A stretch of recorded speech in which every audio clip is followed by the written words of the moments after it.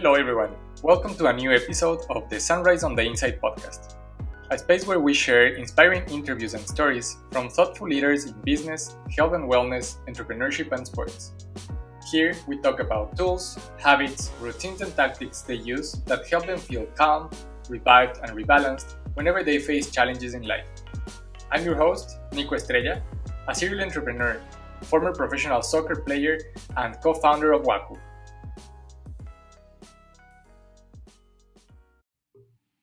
Hello, everyone. Welcome to a new episode of the Sunrise on the Inside podcast. This is episode number 19, and I have with me today Samantha Lander. Sam Lander is a St. Louis based single mom, recovering addict, prison survivor, personal trainer, functional diagnostic nutritionist, DJ, and entrepreneur. That's quite a bio. I am very excited to talk with Sam today and ask her a lot of things about her trajectory as in her life. I know that Sam used functional diagnostic nutrition to heal herself from allergies, food sensitivities, hormonal imbalances, and parasites. She's also the founder of Fit Living, where she coaches people back to optimal health when they can just quite put their finger on why they feel bad. We're going to talk a little bit about that too. I'm very interested and curious to learn about her methods there. I follow her on Instagram. I know that there she helps educate people about health, diet, stress reduction, rest, and proper supplementation to identify the root cause of why they can't perform at their A game. She has been on over 20 podcasts educating people through her own personal journey and education. She's an influencer on social media, using that platform to help people learn about health and top products to add into your daily life to optimize your health. You can follow her on Instagram at Fit Living, and also you can find a lot more information on her website. Sam, welcome to the show. Hi. Make sure they know it's CFIT. It's CFIT Living at SEE. Everyone thinks it's like the letter C. My business coach was like, "You need to start spelling that out." I'm like, "Okay." Yeah, perfect. It's C as in seeing. Yeah. Yeah. I'm very excited to have you here, Sam. Thank you for being here today. Yeah. Thanks. And I wanted to start first asking you a little bit about that shift in your career. I know that for some time you were a DJ in LA, if I'm correct, right? Yeah. Um, what type of music did you used to produce? It was house. So, well, if you really know like your genres in electronic music, it was Spanish, like tribal vocal house. I But know a little bit. only us picky electronic music people probably know what that is. Yeah, my co-founder Juan, he will probably know the genre that you just said. Yeah, he. I know a little bit just because of him, and like every time I hang out with him, we listen to electronic music, and he kind of educates me on the electronic music. But yeah, I love house. I really enjoy deep house. Okay, yeah. I started with like deep house. Got it. Got it. Awesome, Sam. And then, what was the thing that made you change careers? I read a little bit in your website and in your bio that you kind of became disenchanted with that career. I was just curious to learn like what was that happened because it's kind of like a big shift to become like a DJ and then getting into nutrition and coaching. So I was very curious about that change. Okay, so well, I think at the time of the website was done, I probably wasn't like being so forthcoming about my past. So disenchanted basically was another term, I suppose. Like, so basically, I'm in recovery. I was addicted to drugs and just living that life became a little bit too much. I was also selling drugs, and I got into a lot of trouble and sort of landed myself in prison.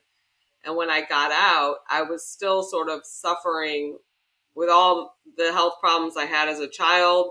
But then I was also became a personal trainer, and I noticed that I was doing all what everyone thought were the right things, like limiting my calories, working out more. I mean, I did not eat a cheat meal or anything bad if you paid me to, right? And I still felt like crap and was like almost getting worse. So I started to just do some digging and realize that like there's got to be more than just this like little like calories in, calories out, work out than what I'm doing. Like this is the human body is not that simple. And Yeah. life today is way different than it was when that was like the go-to years ago. So I think that I started doing some digging and found like functional lab testing, and that like saved my life for sure. And when you found that, do you remember what was one of the first changes that you started to make in your lifestyle that you remember were like um, were very impactful in like starting to feel better in your day to day? Well, I mean, it sort of goes and it's sort of like a roller coaster when I look back. I think that making the decision, like I was sick and tired of being sick and tired and like my addiction, and that I knew I had to change. I'd always been an athlete, I'd always been pretty healthy and active, and I knew there had to be a shift and I couldn't do it on my own. I feel like it's the one thing that I've had a really, really hard time obviously doing on my own, which is what most addicts will say. So that's when I went to rehab and just changed like my lifestyle 100%, was back in the gym and doing all those things. But as far as the shift when I was art, like when I became a trainer and was doing what I thought were the right things, I felt like I was losing my mind. I remember there were days where I'd just be like crying on my bedroom floor, just being like, I don't know what to do. Like, I'm so sick. And all my labs say, all the doctors say that I'm perfectly fine. And I knew, like, and they're like, you need antidepressants, you need birth control, you need, just band aiding things. I'm like, I don't. I know what it feels like to be depressed. Like, I'm an extrovert. I don't even want to leave my house. Like, my skin, like, hurt. Like, I felt like I was in someone else's body. And my stomach was like a mess. And I just, like, could not figure it out. I was like, I was pretty hopeless and down and out. So, I mean, when I got out of prison, in prison, I was as healthy as I could be. And when I got out, I had like cystic acne and I just was really sick. The diet there, the food is so bad. You can't really, you do your best. I remember when they went on the vegetarian, like vegan diet or something like that. And it was like made for prisons and military only, but we all thought it was like healthy. Like, this is how much I knew then. It was all soy based diet. So no wonder I had like cystic acne. It was so bad. And Oh then I my was god. like really estrogen dominant for years. So for me, I hit like a super low, and it's like I guess I was just fortunate enough that a trainer was like, you should run a food sensitivity test with this guy I met at this holistic lifestyle coach like course, and I was like, okay, and that opened up doors for me. I love it. Yeah, I was checking one of your latest posts, and you were actually talking a little bit about this and um, talking about how sometimes, even though you are feeling bad and you go and get a lab test, whenever you talk with the doctor, everything comes back normal, and apparently there is nothing wrong with your body, but you might be feeling awful. And you use a different type of method, if I am correct, right? I haven't heard about that functional diagnostic nutrition. So my question there was, um, what are the main differences on the ways you test or you help to read the lab tests, from the normal ones to the ones that you use? Okay. And I want to put a just sort of a disclaimer, like I'm not against like Western medicine, and I don't think doctors are all bad. I think we know what we know, and you learn what you learn, what's in your sphere. Like I don't know a lot of stuff that doctors, there's a time and a place I think for everything. But as far as the labs that I run, these are specialty they're specialty labs. They're not covered. Typically, they are not covered through insurance. The lab techs and the people looking at your results and the way that they run them are very very advanced and a way more thorough and give you a lot more information than like a typical lab that you would run through insurance. Um, so, like when I do a food sensitivity test, it's not like going to the allergist and getting like an allergy test, or you know, like even allergists. Like I have a good friend that's an allergist, and she doesn't even run that lab. She'll run it with me. So she'll do certain ones that'll test for like antibodies and things, but it's not as accurate. So this is actually like a blood serum test that tests food sensitivities. My hormone panel is a urine test, and that is way more. It's a 24-hour sample. So we're looking at your full cortisol pattern. So a full 24-hour sample because your cortisol changes throughout the day. It's like a bell curve. So if you Yeah. just look at like one sample in the middle of a day at the doctor, it could be really low at that point, but it could be super elevated the rest of the day. But you will not know that from one blood test. And then it'll tell me, a little bit more details about like how well you metabolize your cortisol or how much how much you're utilizing and how much is like, are you metabolizing it fast and still making it or not making it and metabolizing it slow, which are all indicators too to look at like your thyroid function. And then, so we look at your cortisol, we look at all your hormones on that lab.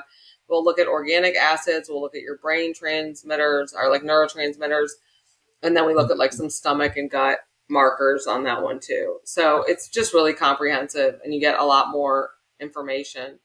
And the last one's a really comprehensive GI panel that I use. There's a couple labs that I think are really good. But again, one big thing I like to say is like when you send off a GI panel from a GI doc, you typically send one sample.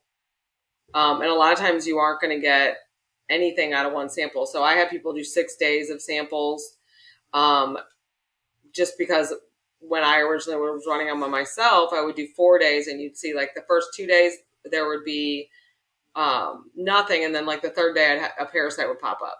So sort of like the more samples you get. And then the lab techs are, they're parasitologists from around the world. So they can identify parasites from anywhere.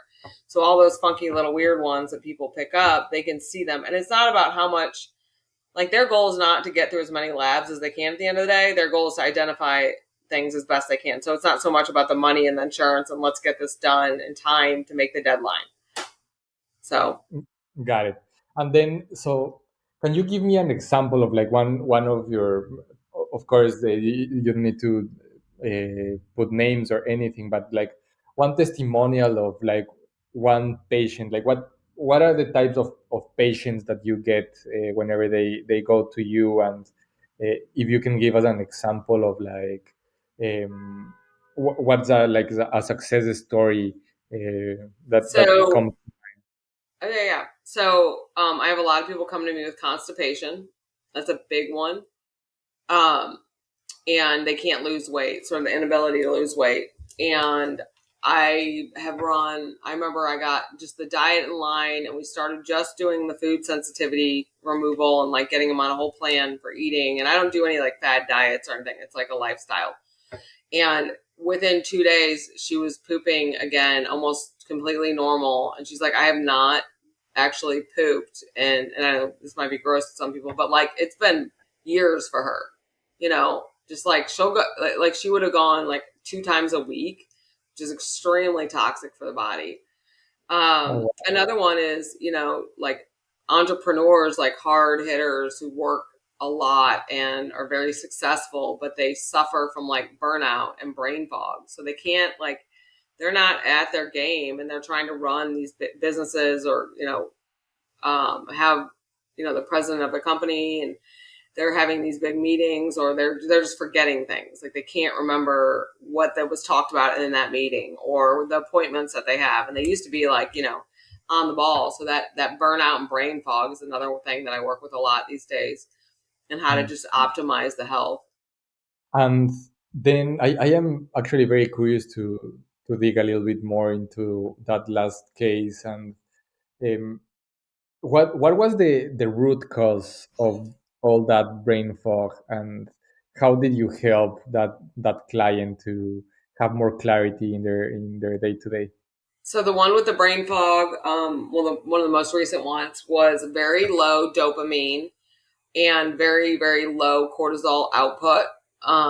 And it was a female, and she was 31, and her labs looked like she was menopausal. So, and she was not on any birth control. So her estrogen was extremely low. Her progesterone was low. Her testosterone was low. Her dopamine was low. Um, and then her cortisol had gone from like a really high output, under chronic stress, to basically she was depleted, and her body couldn't even make her own at that point. So, and that's what I see a lot of. And there was a lot of underlying gut infections. So I 99.9 of my clients have some gut infection. So I always start with definitely like cleaning up the gut, because a lot of times that can cause a lot of the food issues, a lot of weight gain issues, and a lot of hormone imbalances and stuff like that, depending on like what's going on there. Got it. Yeah, I've been learning a lot about lately about the dopamine system, and also like how cortisol is not all too bad, right? Like, because I think like cortisol has got a lot of bad rep lately, and like a lot of people think like, oh, you should don't have any cortisol at all, but our No, body you needs need it. cortisol for a lot of things, right? And like to be able I to mean, it's our function. stress response. Yeah, it's our stress response. And a lot of people don't know it's the precursor for cortisone. So cortisone's your body's natural anti-inflammatory. So if you don't have that, how are you going to fight off any inflammation? Or if you get sick, and everybody's so worried about getting COVID and all that, but they're continuing like, and I'm not going to get into that whole, or getting sick, whatever, the flu. But if their body is so depleted from them like working so hard and not doing any self-care and not taking time to pause, and not, it's not all about just taking supplements, but like you have to do a lifestyle change and find balance. And there's a lot of people who don't do that, but they're just willing to like take any medication they can, just so they can, you know what I mean, to have a quick fix. Yeah, yeah, We are not a patient society. yeah, exactly. And that like only taking pills and that would just like cover up the symptoms, but will not deal with the root cause, which will give you better results in the long term for sure. And so then, what are some things, some practices, or some tools that somebody can use? Like, let's say I am feeling like that. I've been feeling brain fog, or there's somebody that's listening that relates to that. Um, what are some things that can help you bring back your dopamine levels or your cortisol levels to normal, back to normal, or at least start getting back to normal? Can you think of some practices that you can Yeah. share with people? So, like, I mean, I'm a firm believer in, test, don't guess, sort of like I like to run labs and see what I'm working with. But just for someone who's not in a place where they could afford it, or they're just not ready to run the labs and they're just kind of getting their feet wet, I think definitely taking out, the top trigger foods that most people have food sensitivity tests or food sensitivities to is a good one. So, like removing the sugar, the gluten, soy, corn, eggs, and like cow's milk they're on a large portion of the labs that I run. So like getting rid of those. If you're something you eat every single day or intake or put on your skin every day, stop using it, because you probably developed your own sensitivity to it. Start to eat whole foods. If you can't pronounce it, don't eat it. But then there's a lot of self-care stuff you can do. There's tons of meditation apps. You can do yoga. You can do dry brushing. You can do infrared sauna. You can go get grounded and go put your feet on the earth for 20 minutes. You can, there's a lot of do castor oil packs for your liver. So those are just like a lot of self-care things that you can just kind of do on your own. Obviously, when it comes to supplementation, obviously a really good probiotic is always recommended. But I wouldn't be able to say like, okay, take this adrenal support or take that, because it depends on what's going on Yeah. specifically with their cortisol. But I think a lot of people are just sort of taking things and doing parasite cleanses. And like, I think it's always good to know what you're dealing with before you just start taking like more of the like out of the box supplements. But obviously, like a multi is great, a probiotic is great, vitamin C is great, zinc is great. Like these are all things that I would never tell anyone. They, fish oil is great. Yeah, no, that makes a lot of sense. Stress And reduction, balance and stress reduction. yeah, yeah, And just I remember, was, like, listen to your gut. I think it's kind of the first brain, and you are what you eat. So if you're eating crap, you're going to feel like crap. yeah, that makes a lot of sense. And I also, now that we're talking about this a little bit, also in one of your latest posts, I saw that you talk about this connection about managing stress and supporting your nervous system is essential for gut healing.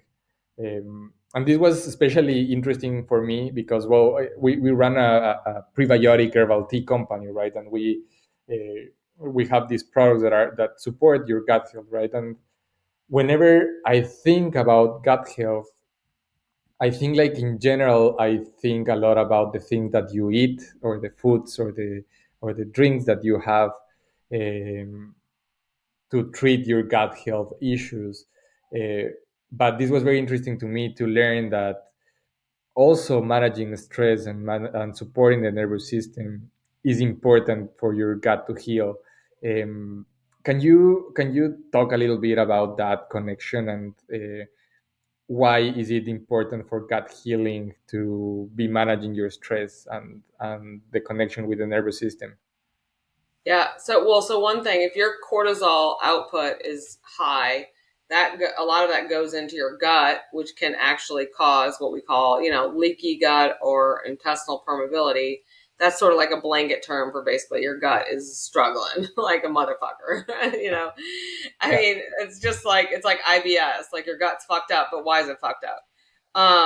So there's something called the vagus nerve that runs, from your brain all the way down through your anus. And that your gut sends a signal to your brain and like vice versa. So if you have trauma to the gut, it's going to impact how your brain responds. So if your gut's infected, your brain, that vagus nerve that sends this, there's a signal telling you, okay, digest your food. Okay, start producing hydrochloric acid so you can digest your food. Or, okay, let's start to, flush out this intestine to go to your colon to go to the bathroom. So if you are not signaling correctly and there's, let's say there's a cut wire or there's a bend in the wire or whatever you want to call it, which is basically could be a parasite or food sensitivities or whatever it is you have going on, and imbalance in really good gut bacteria, it's not going to signal to your brain correctly, and then you're going to have a lot of problems. That's when you won't digest your food, you get constipated, you get infections, or chronic diarrhea, the brain fog, all those things start to begin to happen, over time for sure, and yeah. it gets worse and worse. So there is the connection is both ways because like I know that Yeah, the gut brain already axis. the gut brain axis, right? And I was already very familiar with like, okay, the foods you eat and the things that you put in your gut are gonna affect your mood and are gonna affect the stress levels and it's gonna be a support to the nervous system. But this is also a two-way street, right? And your stress levels are gonna affect also the gut balance and are gonna affect your digestive system as well, right? Yeah. And I think that's one of the things that makes like the functional medicine or the functional nutrition stuff so different is like we're looking at everything. Like when I do an intake, a discovery call with people, I'm asking them, literally, were you a C-section baby? Were you breastfed? Were you sick a lot as a kid? Were you dropped on your head? Have you had concussions? Do you have mercury fillings? Did you grow up and get to be one of those cool kids who has a room in the basement, and where there could be mold? Were you, have you been on a lot of birth control? Have you been on any antidepressants? Like all these things matter, even if it were like when you were 12. So I look at everything because the day you were born is when it starts, and if you're already susceptible to infection or your immune system's kind of compromised the day you're born, the odds are it's going to be a little bit harder later in life. It doesn't mean it's foolproof. I put a post up about vaginal seeding one time, and it was like I got like some hate mail. But I mean, it doesn't mean you're going to be sick. If you're a C-section baby, put it this way: like one of the examples is if you're like you're a C-section baby and you don't go through the vaginal canal, you're not getting the bacteria from your mother, whether it's good or bad, right? But they can do something called vaginal seeding, where they actually put it on the baby's eyes and all the like open areas that go into the body, and then put it in their mouth, which will set their gut microbiome up like for life.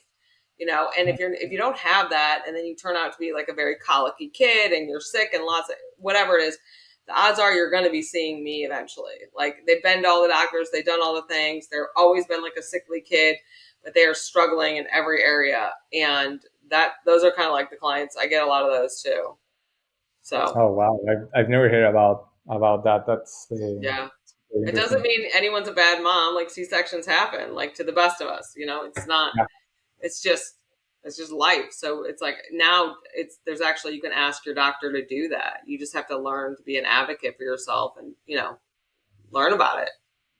yeah, So I it agree. doesn't I make you a agree. bad anything at Yeah, all. I'm I not. totally. Trust me. I'm the most like. I'm not very maternal. It's hard. So I'm not trying to say you did anything wrong.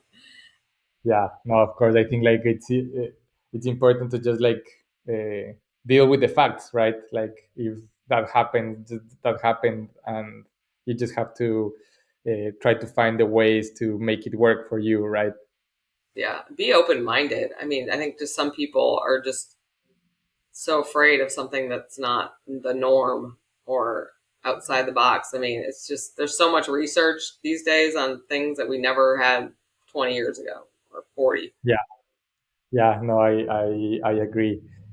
And my Um, and my dad's a doctor. Like I deal with this like every time we have a like we do not like he's an orthopedic surgeon, but like was extremely overweight for a large majority of his life, and I mean it's like so you can't just be like, oh, that guy's a doctor, he knows, or that person's that they know.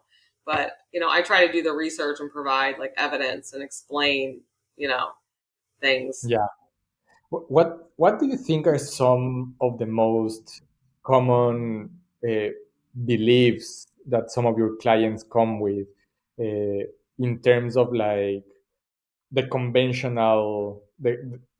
conventional medicine and that are like hard to break in your experience? Well, most of my clients that I get actually want off all of it, so I'm lucky on that.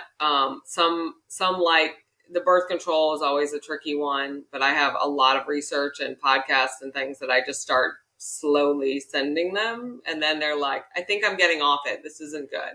Oh my god, this is why my acne is not getting better no matter what we do." Yeah, If I get like a tough case, but I think that yeah, when they come to me, they're usually kind of at that point where like, okay, well, it's my age, or I'm going to be going through menopause, or it's because of menopause, or you know, I'm just going to be like this the rest of my life. It's just a very like I give up kind of thing. Like I don't know what to do. I've tried everything. I most like even guys like my libido shot. It's just how it's going to be. I'll go get like some Viagra, and that's what I'll do. Or they don't eat all day, or they've tried intermittent fasting, they've tried keto, they've tried paleo, and nothing is fucking changing. And it has nothing to do with their diet or their workout. It's always like it always comes down to like for their like health goals. It's always like, well, I'm doing this diet and or I'm working out. It's when it comes to like if they have gut problems or if they're trying to lose weight, like if they're doing it, they just think it's those two things, and it's just not. There's like a million spokes on that wheel. yeah, yeah. Well, yeah. That's I can definitely see that. Um yeah, because like sometimes you can be facing a problem for so long, and if like your doctors have told you no, there is nothing wrong with you, That was you me. probably kind of like internalize it and say like, okay, yes, so I'm just gonna have to deal with these my whole life. uh, Yeah, but and this is I good to I hear. mean yeah, I mean, and I know because I went through it. I think that's why I can empathize so much. Like there were times where I was just like, fuck it. I'm going to go on birth control and I'm going to, and then I'd be like, okay, this is not working. Like, I mean, I've tried all the things. I mean, I was on antidepressants as a child. I was diagnosed with ADD and ADHD, but like the medications made me sick. I was on a ton of stuff for my stomach. Like, I didn't know any better. Did they help? I don't think any of it helped. I mean, I don't know if any of it helped, honestly. I was on birth control as a young kid. But I've had like gut problems later in life. I've had infertility problems. I've had all the things. I mean, I remember being so tired as a kid. Like like in high school, I remember I worked at a daycare and the kids would be napping and I'd be like, all I want to do is sleep. I'd be so fucking tired. Like I can't tell you how tired I would be. And it's a roller coaster. I still go through it. Like this is not a perfect little Yeah. okay, you work with me, you're done. But like I'll have a couple of years, I'll be good, and then something will happen. And Yeah. my body, I know my clients, my goal is to teach them to be so aware of what's going on and so in tune that they know, oh fuck, I just had to plan my daughter's wedding and then I moved. And that's exactly what set them off. All of a sudden their estrogen's super high, they're putting on weight, they're having their gut stuff, and then they either call me, they rerun their labs, and we go and do it, and then they're good. That's the goal, is like to teach people. Like I still have to run my labs. I mean, I'm not trying to get in the vaccine talk, but like I ended up having a circumstance where I did have to do the vaccine. Um, and dude, I was so fucking sick. Oh And yeah. it was great because I went through it and I was able to be a better practitioner for it. So I don't regret any of it because now I know what's going on, like with a lot of my clients. But like immediately, I put on 15 pounds. My estrogen was out the roof, and I was in the ER with a ruptured cyst. So I had polycystic ovarian syndrome, totally flared up. My autoimmune condition, which has been fine for years, just went haywire because it was it was just the stress response of my body. It's Yeah. not like the vaccine is what did it, but it's just the stress response of getting it on maybe I'm so clean, I don't know, but it was like, took me over the top, and it took about a year to get everything back in line. So Yeah. But I think like what you mentioned is super important, right? Like, and being able to develop that skill of being in tune with your body so you can identify all those things, because I think like we can we can grow to be so disconnected from our own bodies that we don't have a clue on like what is setting us off. But being able to develop these skill to connect with your gut and connect with your inside, connect with yourself, I think it's very very important, because there is no magic bullet for the things, right? Like every body is different, and what works for you might not work for me, and uh, that's why it's so important to be able to develop this connection with your body. That's something that we like to talk a lot about here in the podcast, and I think it's been a common theme with my guests, that that's that's a very very important foundation to have, to be able to be like that. yeah, And I wanted to ask you if you have some tools that you can share, about how to be able to develop these intuition, and how to be able to be more attuned with what's going on in our bodies. Have you find something that's I especially think, useful for this? For yeah.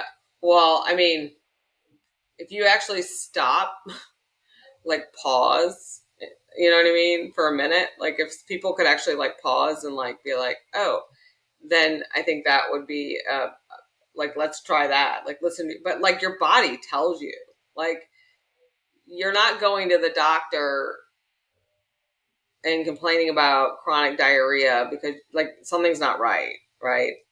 You don't have a chronically runny nose or eczema or psoriasis. Like your body is telling you something's wrong. And, I think it's important to be like, okay, well, I can either take a pill and make it go away, or figure out what caused it, And I think I always like to do the example too is like, and a lot of people don't want to do the work or they make excuses. And I always do the example like if your husband or loved one or kid were really sick, right? Or were covered in eczema or had chronic diarrhea or whatever it is. And the doctor said, oh no, your kid's fine. Everything's fine. Just give them this pill, blah, blah, blah. Would you leave it at that? Or they said there's nothing wrong in that. You would not. If your kid is sick, dude, you're going to fucking do everything you can to figure out what's going on. I don't care if you have to go rub your kid in like dog poop in the backyard. You're going to do it if it makes them better. And that's the thing is you need to do that with yourself. And a lot of people do not practice self-care because they think it's selfish and they don't want to be selfish and they don't want to spend money on themselves, or it's not fair to my kids because I'm taking money away from my kids to do this for myself, or time away from my kids or my family or my work to do something, but it's going to make you a better person for them, for life, for your family in the long run. It's like, it really is. It seems like maybe work with me for a year, but a year is nothing in the grand scheme of your life to get your health in line. I mean, fuck, I was in prison for 2 years and I look back and I'm like, it's not like it is what it is. It was kind of a long time when I was there, but when people were like, we're going to be locked down for 2 months, I was like, dude, you're locked in your house. Like, do what you need to do. Take care of yourself. It's the best thing that could ever happen to you. But like, for me, I think that I love when my clients, like just doing the food test. Let's just start with the diet. I get them on their plan and then they fall off. Like they just like go to the circus and eat a funnel cake and like some cotton candy. And they call me and they're like, what the fuck? I felt like this every single day. How did I not even get it? I think we're so inflamed and we're so sick. A lot of people, and they're so used to just like, oh, my knee pain is just normal. Well, it's probably inflammation due to something you're eating or your gut.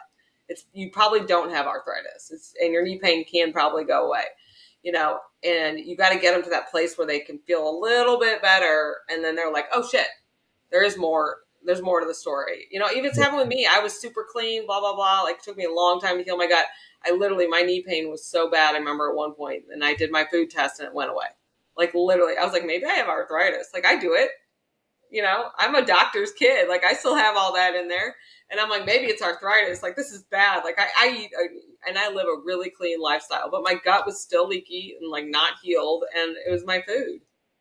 So, I mean, it's just like your body tells you, you just got to listen. And people don't want to listen. I mean, the clients that come in and say they're fine are the ones that are usually the sickest. So, Yeah. Yeah, probably you're just like, you say you're fine because you stopped listening to your body, and that's why you think you're fine. They just truck along. No, but I love it. Thank you so much for sharing all of these. And Sam, for people that's listening and would like to get in contact with you or want to learn more about the content that you put out there, what's the best way for them to connect with you? I mean, I always say like I'm all over Instagram at CFit Living, as you said, with SEEFIT Living, and then my website www.cfitpt.com. I'm on Facebook, Samantha Lander or CFit. Any of those, you can book a discovery call if you just want to like talk about your health and your health history and kind of see what the hell I would say, like a plan for you or what I would suggest.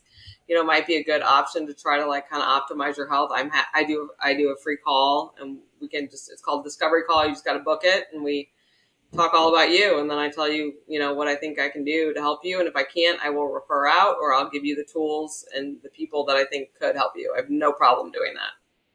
Awesome, Sam. Thank you so much. It's been great having you here. Yeah, thanks for having me. I've learned a lot and I know that a lot of people are going to learn a lot. So thank you for coming. Yeah, thanks for having me. Bye, Sam. Have a great day. Yeah, you too.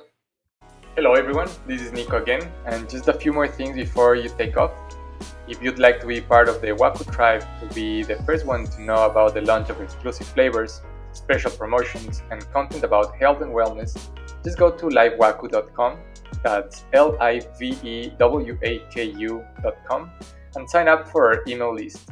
And if you sign up, I hope you enjoy being part of our community.